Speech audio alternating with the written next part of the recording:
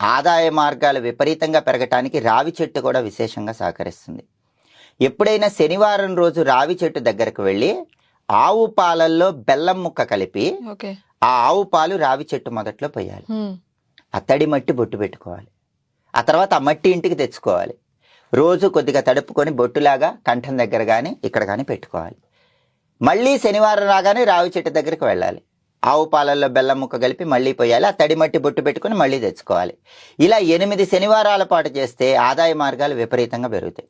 మరి 8 శనివారాల్లో అందరికీ కుదరకపోవచ్చు. కుదరని శనివారం చేయాల్సిన అవసరం లేదు. అది కంటిన్యూగా చేయాలని ఏం లేదు. గ్యాప్ వచ్చినా పర్వాలేదు. 8 శనివారాలు పూర్తి చేస్తే ఖచ్చితంగా ఆదాయ మార్గాలు పెరుగుతాయి.